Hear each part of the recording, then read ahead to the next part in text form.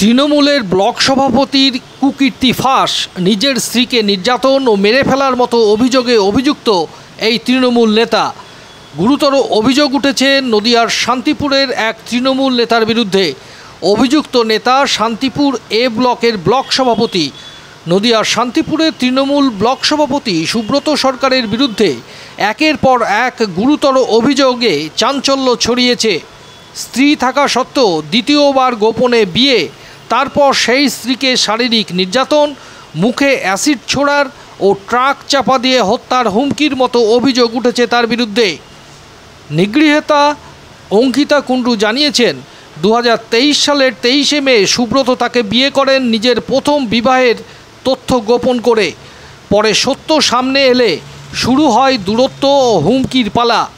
অভিযোগ, তৃতীয় এক নারীর সঙ্গে সম্পর্ক জড়ান সুব্রত। প্রতিবাদ করতেই নির্যাতন বাড়ে। সুব্রত সরকার অভিযোগ অস্বীকার করে দাবি করেন তাকে চক্রান্ত করে ফাঁসানো হচ্ছে। কিন্তু বিজেপি নেতা চঞ্চল চক্রবর্তীর কটাক্ষ, এটাই তৃণমূলের আসল সংস্কৃতি। কসবায় ধর্ষণ, শান্তিপুরে নারী নির্যাতন, সবই সেই ধারারই অংশ।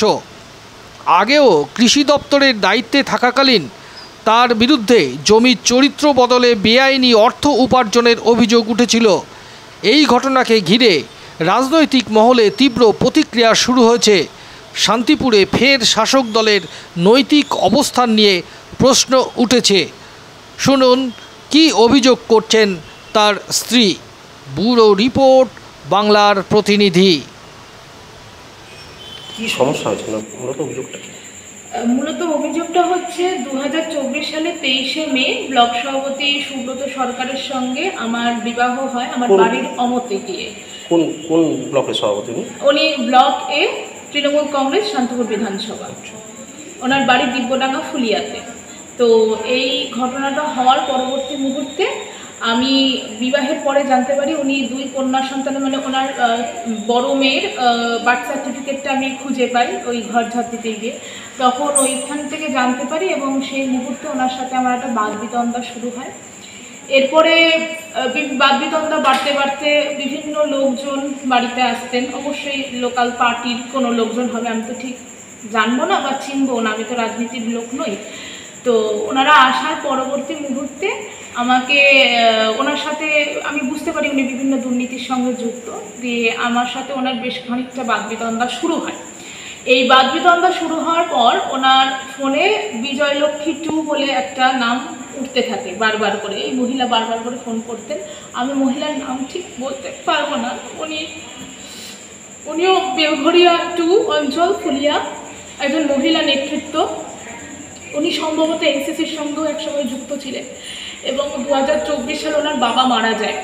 এই বাবা মারা যাওয়াতে টোটাল শ্রাদ্ধের যে খরচটা, কোনো ওই ট্রানজাকশান নয়, আমি যতদূর জানি টোটাল শ্রাদ্ধের খরচটা সুব্রত সরকার বিয়ার করেন।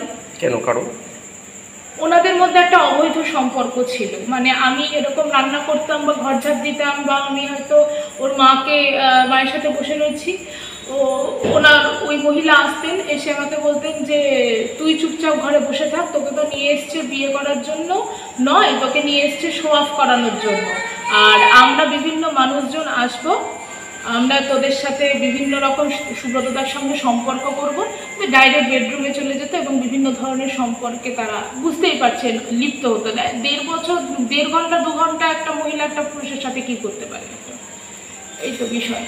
তো এইটা করাতে আমি প্রচণ্ড ভীত সন্ত্রস্ত হই এবং এই ঘটনার পরবর্তী মুহূর্তে আমাকে উনি প্রচণ্ড মারধর করতে শুরু করেন। মারধর মানে সাংঘাতিক মারধর, খেতে না দেওয়া থেকে শুরু করে বহু রকমের। এটার সাথে ওনার মা কৃষ্ণা সরকার, আমার প্রাক্তন শাশুড়িমাই বলতে পারেন, উনি জড়িত। উনি আমার মুখটা চেপে ধরতেন আর হাতটা চেপে ধরতেন আর ওনার ছেলে আমাকে মারত। তো আর তার সাথে ওনার বোন 2016 SLST প্যানেলে ওনার নাম আছে, কুমুদিনী গার্লস হাই স্কুলের 11-12 টিচার দীপা সরকার, উনিও এটার সাথে যুক্ত। এবার এই মুহূর্তে যখন আমরা ওখানে ওনার সাথে কথাবার্তা বলি, তার পরবর্তী মুহূর্তে আমি ওনারা 3 জন মিলে এবং ওনার মাসি, তার নাম কৃষ্ণা দাস, আমাকে প্রচণ্ড পরিমাণে মারধর করতেন। করার পরে আনুলিয়া হাসপাতালে আমার একটা মানে উনি আমাকে মারধর করে আনুলিয়া হাসপাতালে ভর্তি করে দিয়েছিলেন। সেই ভিডিও ফুটেজ এখনও আনুলিয়া হাসপাতালের সাইটে গেলে হয়তো আপনারা দেখতে পাবেন, বা তার রেকর্ডিংটা আছে। এনারা যে বাড়িতে যে নাইটি পরেন না, সেই জামাটা পরেই আমাকে উনি বার করে দিয়েছিলেন, এবং সেই জামাটা পরেই আমি সারা রাত ছিলাম। তো যাই হোক, সেখান থেকে বেরিয়ে আমি আসি, উনি নিয়ে যান আমাকে আবার বাড়িতে, আবারও মারধর, আবারও চরম পরিমাণে মারধর করতে করতে। না, এটা শুধু ওনার ক্ষেত্রে নয়, সারা পশ্চিমবাংলারই তৃণমূলের নেতাদের ক্ষেত্রে এই অভিযোগ রয়েছে। দেখুন, এই যে কসবা ধর্ষণ কাণ্ড, একটা ল কলেজের আইনের ছাত্রী, তাকে কলেজের মধ্যে ধর্ষিতা হতে হচ্ছে। এ কোন বাংলায় আমরা রয়েছি? কোন বাংলায় উপহার দিচ্ছেন মাননীয় মুখ্যমন্ত্রী?